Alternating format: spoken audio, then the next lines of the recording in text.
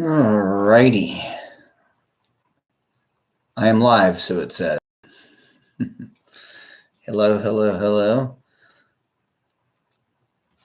Not on as early as usual and almost exactly on time. Hey Amanda, how you doing? All right. This thing's being a little glitchy. Hopefully I don't have bad service because of all the rain and storms we have.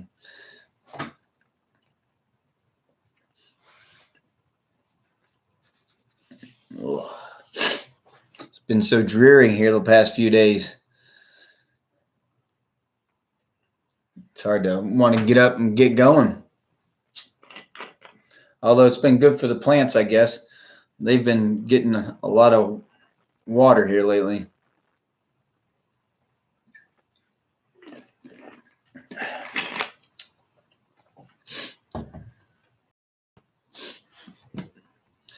So Amanda, because of the thing with Answers, I went out and they had a 30-pound box of Answers beef patties, and they had it on sales at the local ag store. So I picked it up, and then they had a couple, and then I bought a half gallon of goat's milk, which gave me I was at my limit and got my free half gallon, so I'm good.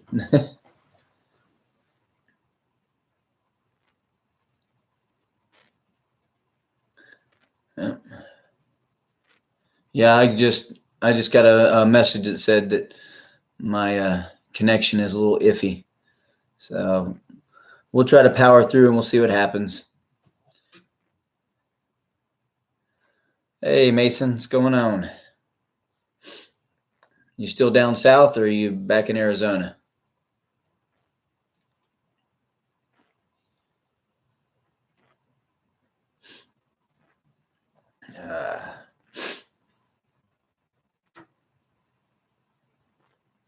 There you go. The weather's probably got to be better than here. We've been being rained on for the last, I don't know, 3 days or so.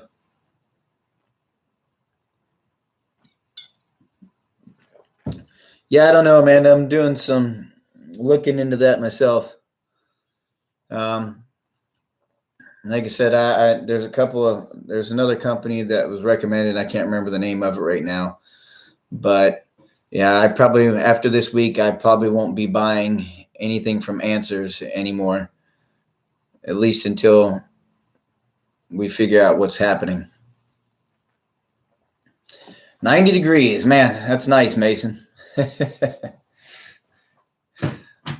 Dana would love that. Actually, that would be just warm enough for Dana.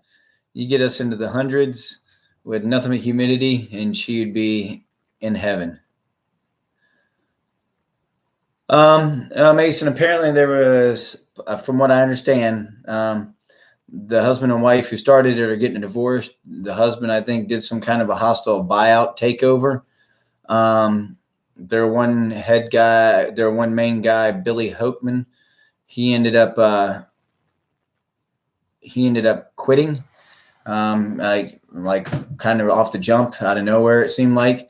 But he put out a statement saying that he no longer backs or the quality of Answers dog food, and then also that I think some of the farmers are leaving Answers. So there's something going on, and apparently the quality is not going to be as good.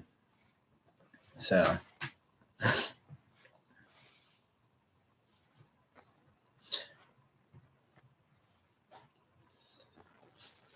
kind of one of those things where I went into the store today and bought a little bit to tide me over until I figure something out. So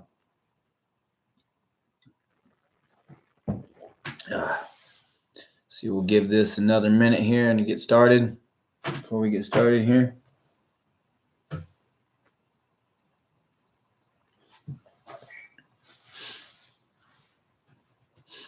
Yeah, Mason, it's like it sounds like it's a bad deal, whatever's going on. The thing that sucks is sucks for the consumer, I guess. I mean, it sucks for I feel bad for, everybody that's being kind of getting screwed on this, but then I feel bad for all the consumers as well, because there's a lot of people that depend on Answers as they're pre-made, because they're kind of the top of the line, basically, of all the pre-mades out there. But sometimes cases like this gives other companies a chance to possibly step up their game and themselves start offering a better quality product, because they'll start to have more customers, because now Answers will be losing some and they'll be getting them. So,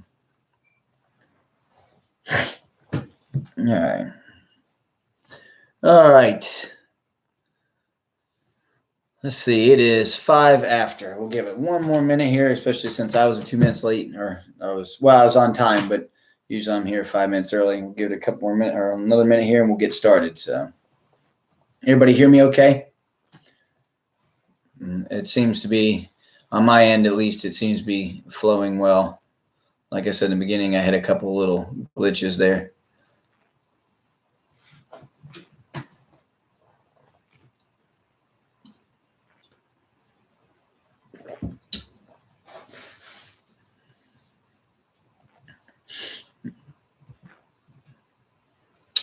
All right. We will go ahead and get started. So sorry about last week, guys. We just had something that came up that we had to attend to. And just timing wasn't going to allow me to get on in time to cover all this. I was going to be rushed. So, all right. So today's live is going to be about puppy temperament testing. But if you want to call it by its actual name, it's the Volhard puppy aptitude test. This thing's been around since like the 50s. So it's got an interesting little story. I'm going to put a link to download the actual test and the scoring, either in the comments or in the description, so that people can actually download this and take it with them. And if they want to go and score a puppy, they'll have the actual list with them. So, but yeah, this thing's been around since like, I think it said something like the 30s, but it's been kind of started out as a kids test or whatever, test for children. And they figured that they realized it actually works for puppies. And so it was kind of redesigned for dogs for puppies. And that was about the 50s, and it's been pretty much used since. It's to help. What this test does is to help you get the dog that best fits you and your needs. It's great at predicting inherited behavioral tendencies and what type of adult your dog will become. Now, with that being said, that it's not a 100% guarantee, because we can screw that up, and usually that's what happens. A dog may be a really well-rounded dog and have a great temperament, but through lack of training or the wrong type of training, the puppy turns out to not be what it was when it was scored at the time. So keep that in mind, that's not 100% guarantee, because we are also a factor in this for these dogs, for these puppies. So this test is best given at 7 weeks of age. You can kind of extend it to 8, but when you start hitting 8 and beyond, now you're getting into an area with the puppies where they can start being bullied or bullying other litter mates. Even the parents might have a hand in things and kind of can be changing the temperament of the dog. So it won't be as accurate as when they are 7 weeks of age. There are 10 tests, and they're scored from 1 to 6. Like I said, all this information is like I'll put some up there, and you can download it and actually see the entire test and the scoring. So it's not one of these things where you have to remember everything that I'm saying or try to. So, but like I said, the tests there's 10 tests, and they're scored from 1 to 6. These tests have to be given in a consecutive order as listed. And they also need to be done all at one time. So one right after another after another. Each is scored separately. So you don't take the scores and average them together. Remember, there's no winner or loser in the score. This is about what you're looking for in a dog. This will help you pick what you're looking for, whether you're looking for like a police dog or you're looking for a dog to, for your grandparents that wants to hang out and lounge around all day long and practically do nothing. So, and then, like I said, and then it's just to select the right puppy for your home, or for just the right puppy for the right home is what this is all about. So, all right, now this is how to set up for your test. Mason, I know you've done this already. This is how you got your first pup, was through this test. And I believe you said that it definitely made a difference for you, and picking out picking Jax out. So I assume I'm correct in that, if I remember. All right, so how to test. Well, these are some things that you got to do for the testing.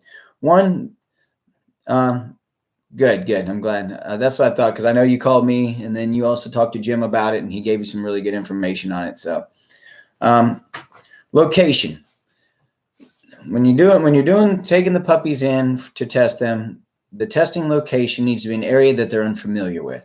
Now, that doesn't mean you have to take them to a different location altogether, just an area they're not familiar with. So, if they've been reared or whatever raised in the garage, you can bring them into the kitchen and test them there.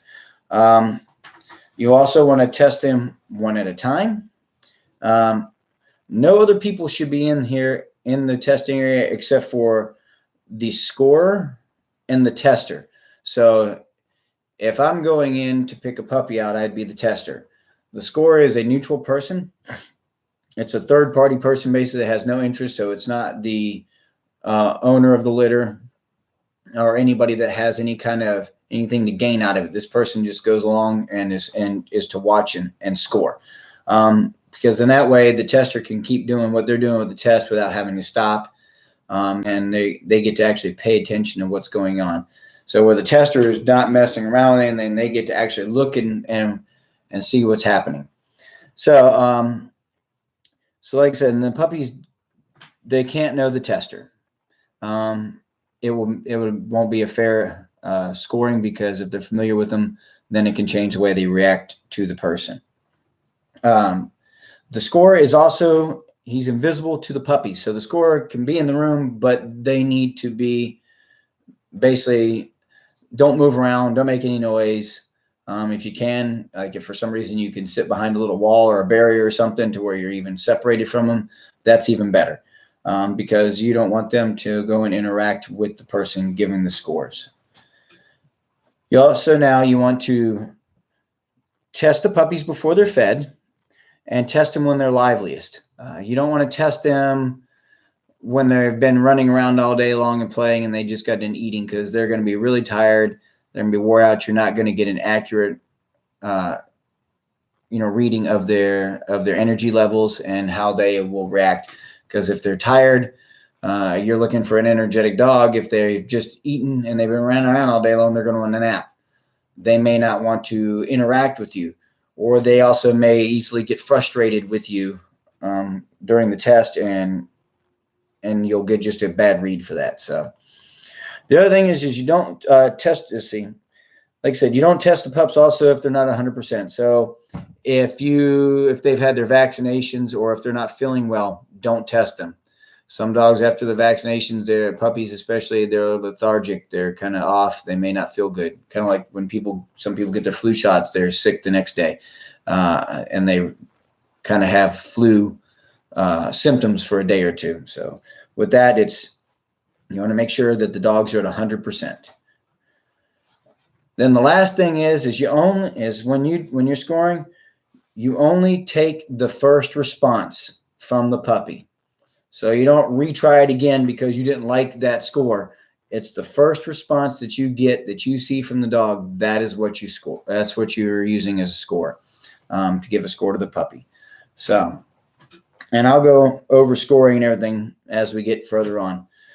All right, any questions so far?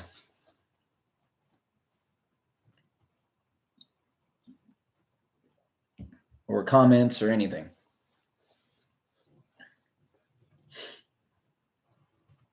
All right. All right, here's the test. I'm going to give you a breakdown of the test itself and what they are and in the order they are. And then after that, and I'll give a little brief description on it. And after that, I will give score results, how you get the results from it. And then I'll tell you what they mean. All right, so the first test, social attraction. You placed some of you're in the room already as the tester. You're already in the room. Let's see.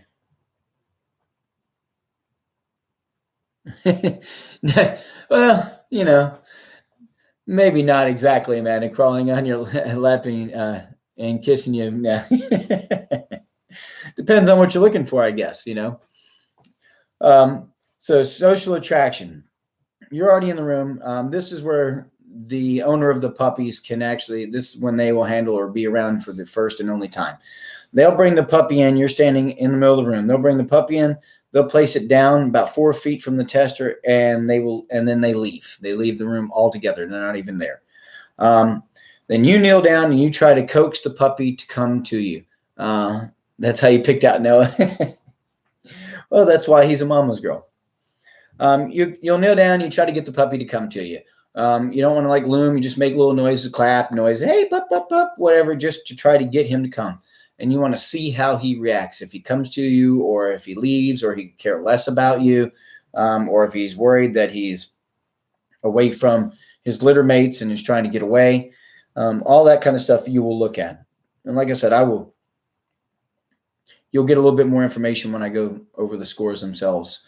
But this right here is just what you're looking for at the moment. So the other one is following. So what you'll do is you'll stand up and you'll slowly walk away from the puppy after you get done seeing if he'll come to you.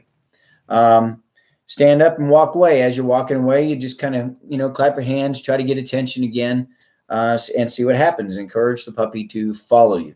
Now, if he's already off in distance and worried about, he's worried about whether he's been left alone and where the owner is or where his litter mates are, or his mom is, he's probably not going to follow you.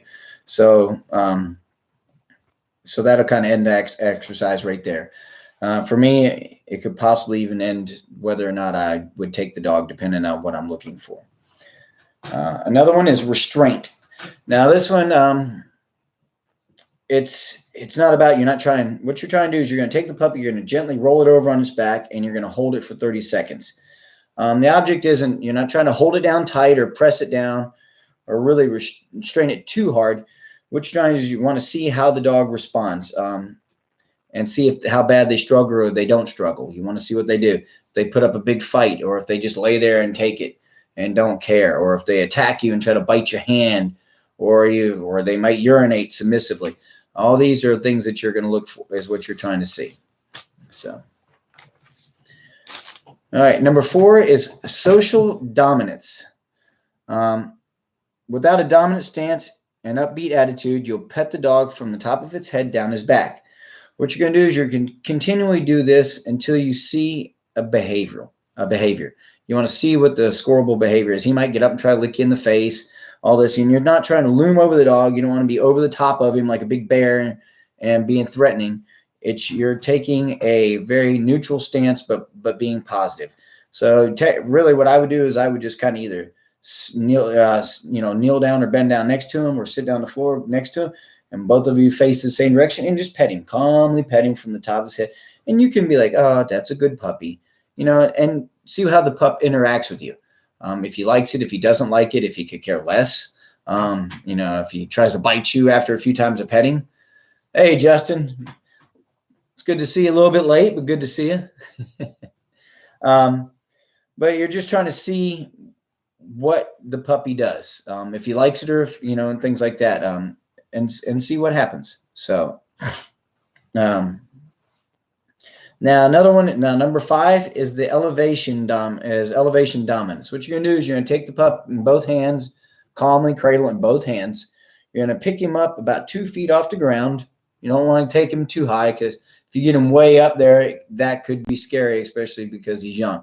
You just want to see how he reacts. You want to hold him up off the ground for about 30 seconds, about 2 feet off the ground, and just, like I said, cradle him comfortably. Don't just hang him off by one hand, or, or dangle him or whatever, because more than likely you do something like that, he's going to struggle. You're just wanting to see how he does during that 30 seconds of holding him, and see what kind of reaction he gives, whether he doesn't care, he struggles, he fights, whatever. Number 6, retrieving. So take a crumpled up piece of paper, something exciting, ball with a bell in it or whatever. But if it's something like that, you want it to be small because it's a puppy. So paper pie would work the best because they can grab it no matter how big the paper is. But I'll crumple up a piece of paper. Think about it. And what you're trying to do is you're going to try to coax him to go over and get it, pick it up, and see if he brings it to you, or if he grabs it and runs away with it and doesn't care what's going on, because retrieving is actually a genetic trait, that's a passive genetic trait. So if he goes out there and grabs it and brings it back to you, mom and dad probably have it, and he's probably going to be a really good retriever. So number 7, touch sensitivity. This is probably the hardest one for most people to do, because they feel like they're being cruel to the puppy, but it tells you a lot in how your pup is going to react to things. Some people won't even do it at all.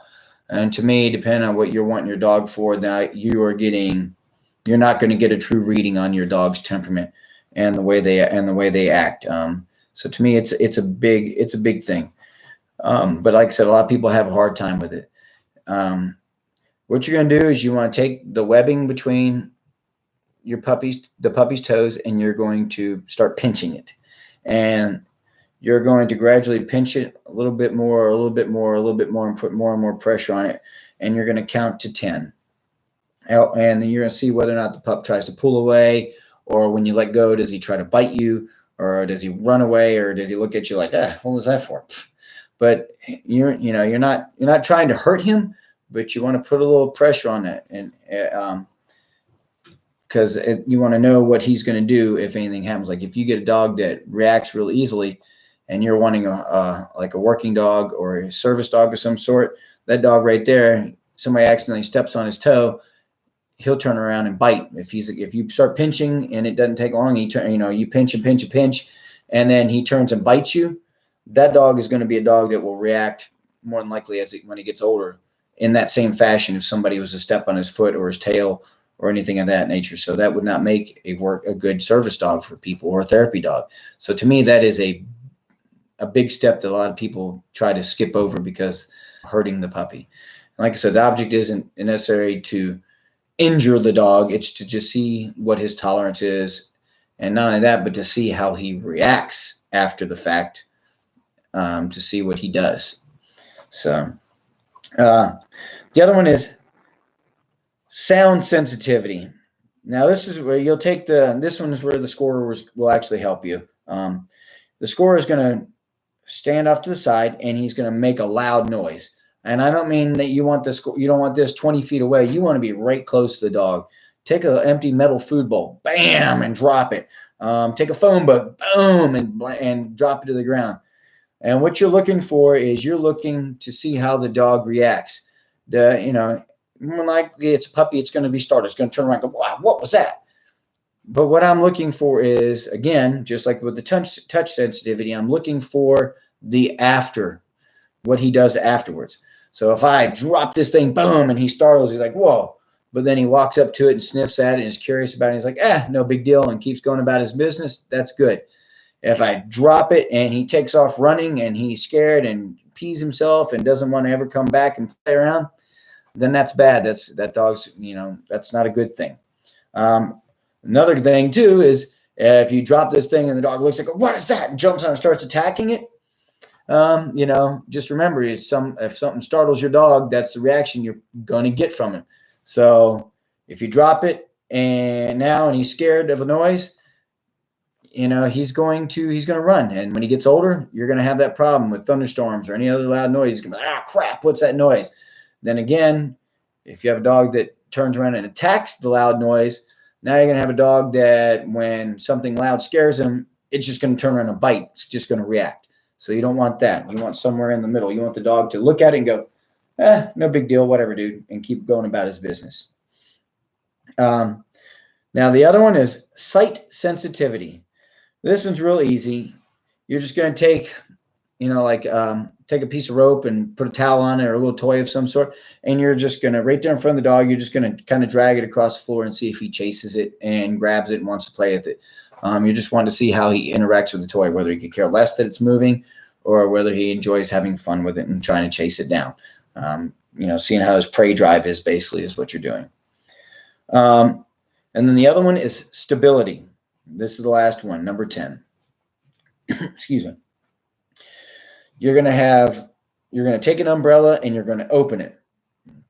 Boom, right there in front of the pup. You're not going to open it in his face, but you're going to open it right there while the pup is there. And then you're going to set it down about 5 feet away from him and see how he reacts to it. Whether it scares the crap out of him or if he's, interested, that kind of thing. So, all right. So that is the 10 tests. Like I said before, this is all straight out of, you can find the test right online, and I'm going to post it up there so people can look for it. And so you can find it and download it to where you can actually take the test with you to score your dogs, and so you know what to look at. Any questions on anything so far? Like I said, this one's kind of a straightforward situation. All right, give it a second to see if anybody's got any questions about anything.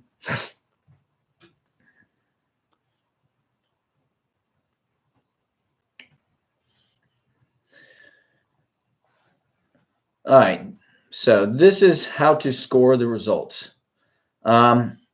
This one, on this one, you have, I'm just going to read directly from the testing on the scoring of the results. So this, just because there's no way to you don't need to shorten this out. It is what it is. So, now you'll see some variations, but if you're kind of in the middle of anywhere, you're just going to have to make a judgment call on the score. So, all right. So here's how you score it. So on social distraction, if it came readily, tail up, jumped, bit at hands, that's a 1.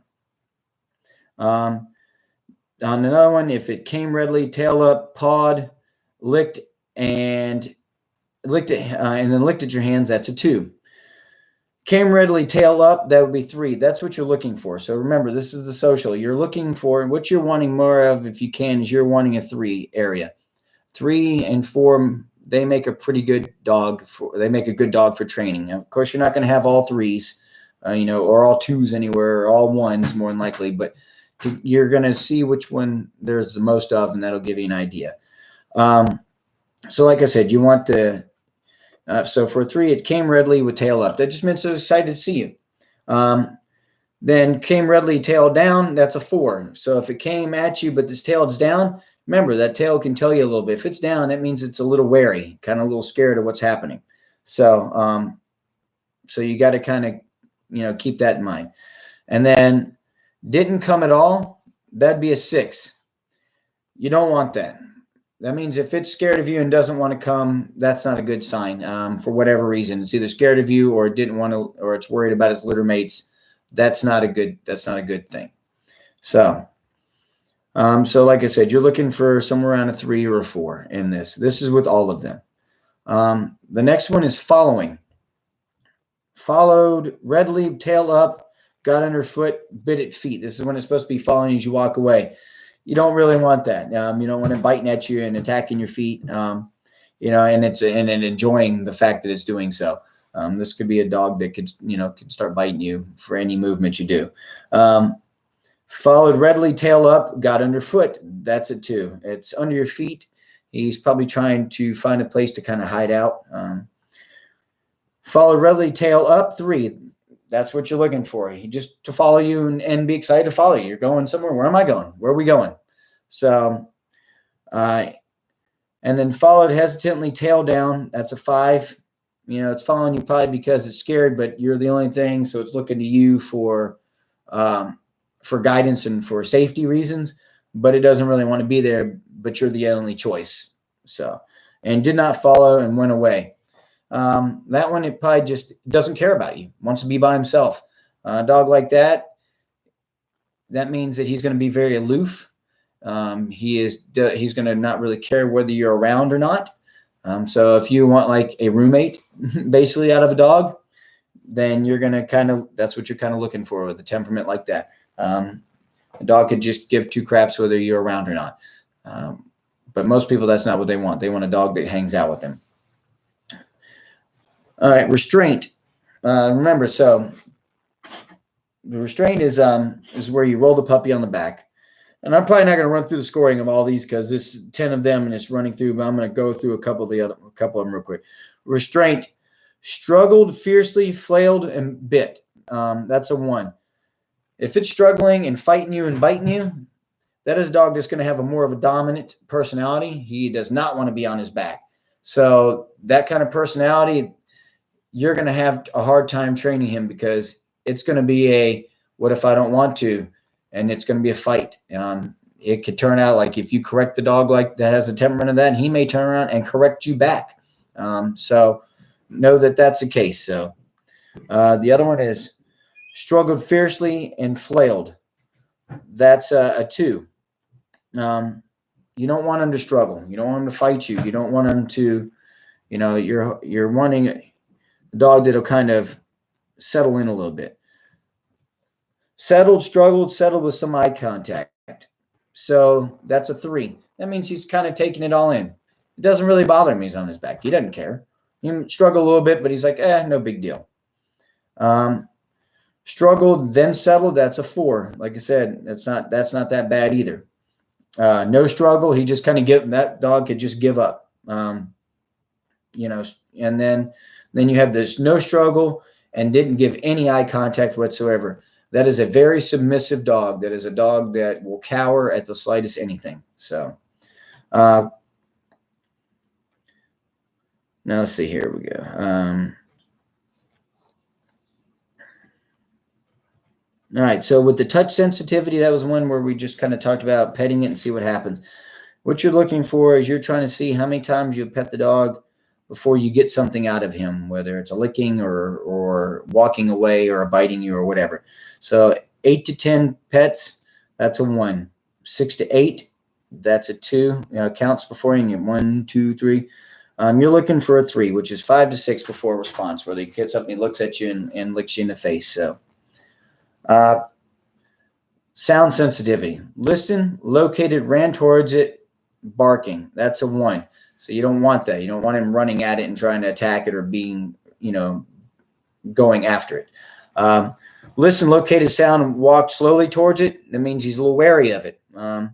So that could show a little fear. Listen, located sound, and show curiosity. That's what you want.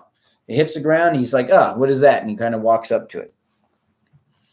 So like I said, I'm just kind of giving you a brief rundown on what you're looking for on this. Sight sensitivity. That's where something kind of catches his eye. What you're looking for is a 3, if possible, 3 and a 4. He looked with curiosity, attempted to investigate with his tail up. That's what you're looking for. A 4 looked at curiosity, tail down. It's not the greatest, but it's better than like running away or hiding behind tester, which is what a 5 would be, or a 6 is if he hid behind you because of something that he saw. So, all right, any questions on that? Like I said, the scoring, it's, there's a lot to that, and I don't want to bore anybody with this. We're going into 35 minutes, and I could turn this whole listing the 1 through 6s and the meanings, and we could probably be here 2 hours with that. So, all right. So now, you only did 5 of those, Mason? Okay. Yeah, there's a bunch to it. But there's probably 5 main ones you can do. Like you're going to want to do the touch, the sound, if he follows you, that kind of stuff, possibly the retrieve. So, right.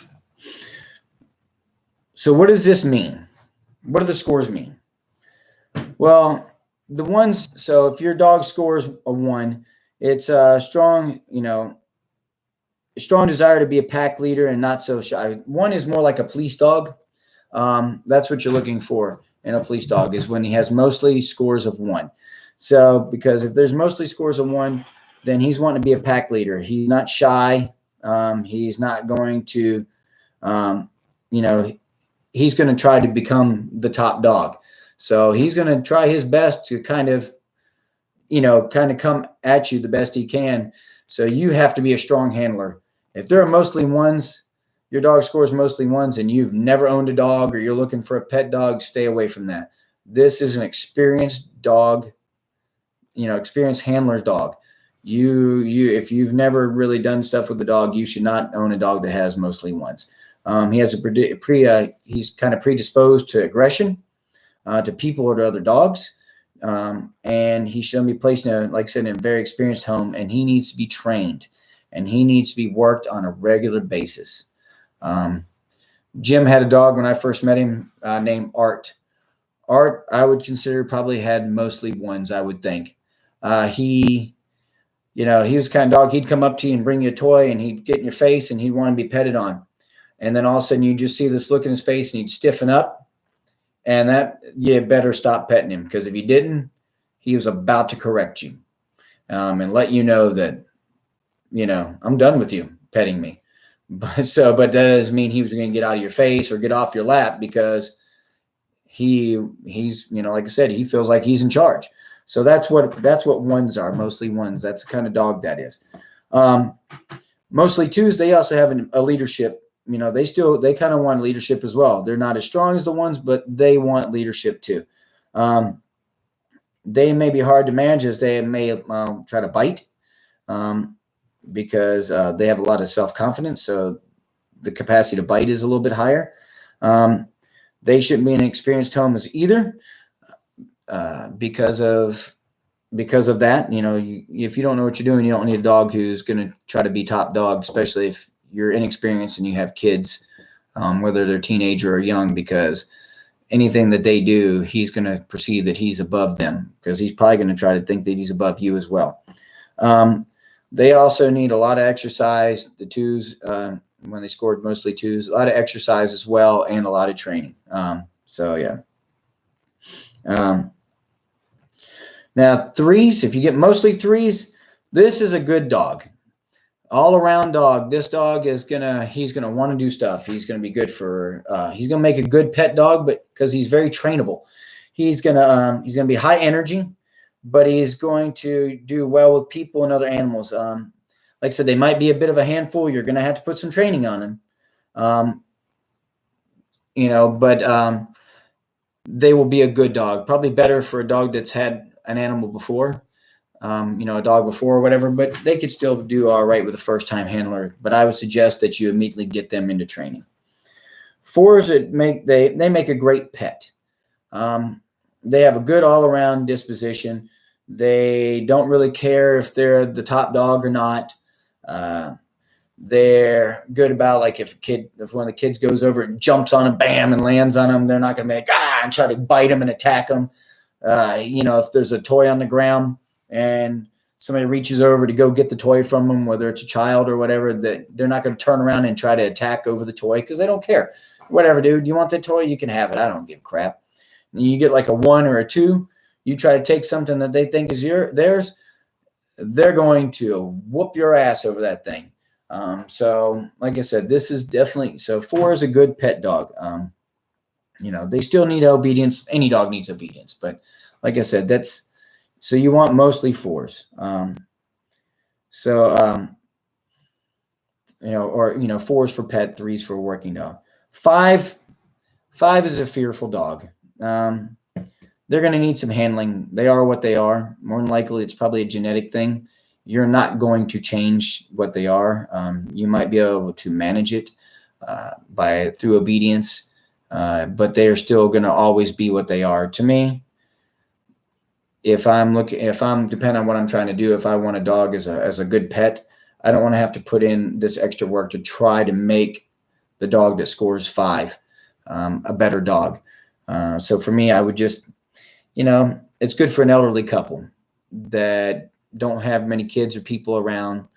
They're not going to have a lot of action happening because, like I said, they may be afraid of loud noises and thunder and stuff like that. So, and then you have like your mostly 6s. This is a dog that's independent. He doesn't need other people, and he doesn't care if he's trained or not. He's his own person, unlikely to bond with you. So that's where, like when I said some of the other ones when you score, that the dog is over there and doesn't care to come to you and hang out. It could care less if you pet it. It doesn't want to do anything having to do with anything with you. That's going to probably be mostly a 6 kind of thing because it doesn't care. That's a dog. You get a dog like that, you have a roommate. You don't have a pet or a companion. You have a dog that's just going to be there and doesn't really care if you're there or not. The only thing he cares about is that you're feeding him, but he could care less if it's you, if it's the neighbor, or whatever. He could give a crap about you. So that dog right there, I wouldn't take a dog like that. I wouldn't own it. I would just turn around and that dog, I would leave that dog. I know it's kind of mean to say, but you're not going to change that dog's attitude and temperament. He is going to be that way. So if you're looking for a companion, then you're not going to want a dog with that kind of a temperament to it and scoring. All right. Any questions? And then we're going to kind of move in and start to finish up here. Like I said, this one isn't usually as animated as my other one. Sorry, because it's kind of testing. So I know testing isn't always very exciting, but to me, it's important. The testing is important. You want to look at what the dog is. We have our dog Freya. Freya, her scores if I was to take it, I had taken out and I had gone and I had scored her, and I was looking for a companion or a pet dog or a working dog as just a regular person, I would not have taken her according to these scores. She has separation anxiety. She's got fear issues, and they're so powerful that she can't even think sometimes. But we knew she was this way when we got her. We took her because where else would she have gone? She fit in well here because we know what she is and we know how to handle it. Like I said, you got to remember these dogs are going to be around for, hopefully at least 8 years plus. So you don't go in and pick these dogs with your heart. You need to sit back and take a true evaluation of these dogs. And if you need to, take the paperwork home with you and think about it and look at the numbers and give yourself a moment. Because I've said this 100 times and I'll say it 100 more. You're going to fall in love with whatever dog you probably bring home. That's just the way it is. But the problem is you're going to want to pick with your heart. You got to separate that. Pick with your mind, use the testing, and take home a good dog. If you need to, like I said, take a step back. If this breeder is has any worth, they won't mind if you say, hey, I'm going to go home and think about this. I'll give you a call tomorrow or something. They shouldn't be trying to car salesman you to death and be like, I got somebody coming in and take a look at this dog later on. You better hurry up and act now because it might not be here. Well, if it's not, then it's not. If it's meant to be, it'll happen. But don't feel pressured into taking a dog when you're not 100% sure, because you're going to have this dog and any issues that it may have for the rest of its life. Of course, there's always the option of rehoming it, but most people don't do that. They just end up sticking with the dog and keeping it forever and sticking in the backyard. So, which is unfair to you or the dog. So, all right. So here's kind of a quick rundown. 1s and 2s, police dog. It's not a dog for a household, regular household. They're going to be a more of an aggressive style dog. They're going to be trying to take leadership. They're not going to take corrections well. They need constant training. You can't slack on the training. It needs to be very structured in what they do in their life. You can't just let them go and choose to do it on their own. And you have to do it from day one. So, and possibly for the rest of the dog's life, when you get a dog with that kind of temperament. Three, to me, a three is probably is going to be your best dog overall. It's going to be a good pet, a really great pet dog, and a good working dog. It's going to want to do something. It's going to want to please. It's going to have a good time. It's going to enjoy being with you. It's going to enjoy working. Things aren't going to, the world isn't scary. So, so with that being said, that one's a good all around dog. Four, it's not as great as all threes, but it's still a good dog. It's probably going to be a little bit more laid back, not for maybe as an active a family, and then you get your five and your sixes. They're going to be for like your older couple. Your six for sure will be for an old couple because it's not going to really want to do a whole lot. It's not going to want a lot of commotion in the house. So that's why old couples are better. Usually older couples are better unless they're just a busy household with grandkids running around everywhere. But usually an older couple's home, everybody's moved out of the house, so they have a quieter home. And then let's see.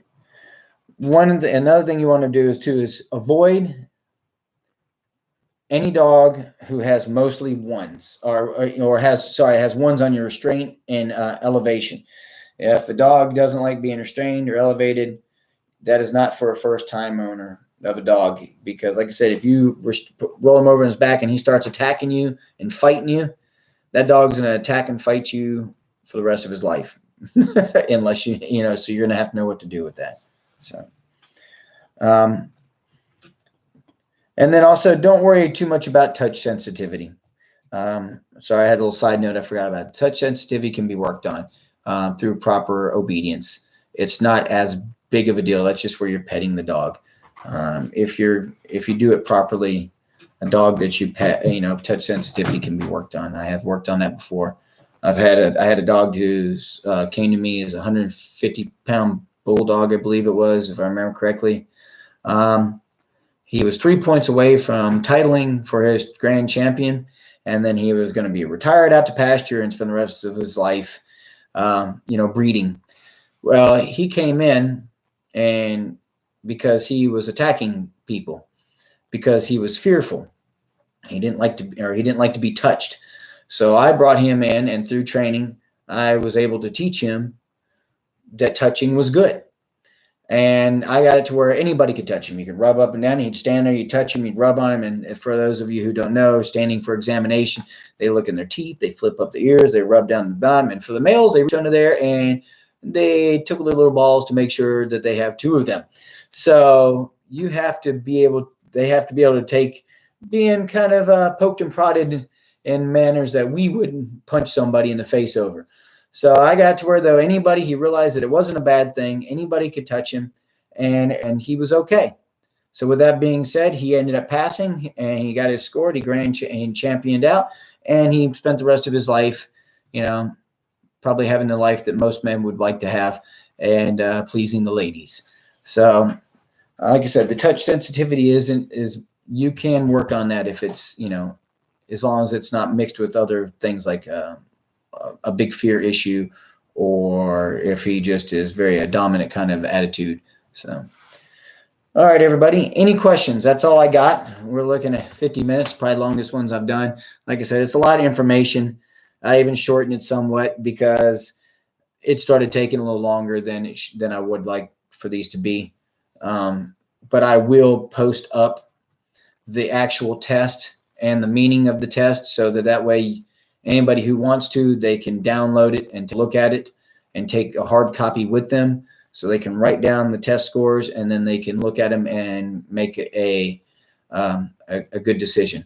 Like I said, don't be afraid to step back and take a break and walk away. Come back later, come back the next day. Use your mind. Do not pick with your heart. It's real easy to pick with your heart. I mean, it doesn't guarantee that you're going to get a bad dog if you pick with your heart, but like I said, this test will give you a really great idea of the dog that you're going to get, and that you're taking home. And like I said, that doesn't mean that you can't screw it up on your own later on, but this gives you but through proper training, hopefully you won't screw it up and you'll end up with a really great dog. So, all right, any questions on any of this?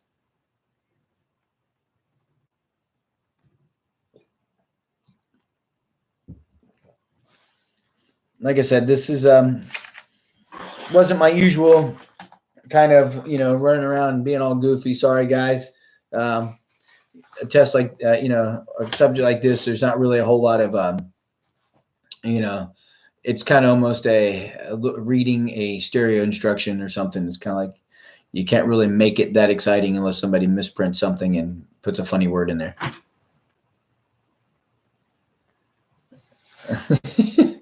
I'm not nothing, Dana. I'm not drinking anything while you're sitting there at work.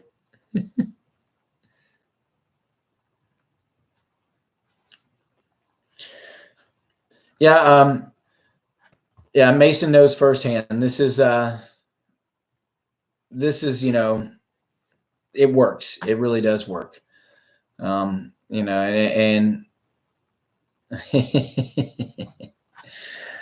what are you doing, Dana? What are you doing anyways? You're supposed to be working. What are you doing on watching YouTube?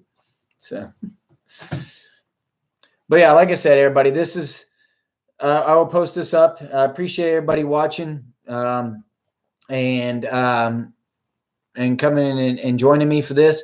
Again, please like, share, comment, all that good stuff. If anybody has an idea or a topic they would like for me to talk about on one of these, please put that in the comments. If you have any questions, even when you rewatch it, please ask. I will come back and I try to answer any questions in the comments that ever come up. But I want to thank everybody for being here. And again, sorry I missed last week. And I will see you Wednesday next week at 6 p.m. And I will come up with a new topic for you. All right, everybody, have a good evening. Bye. No problem, Mason.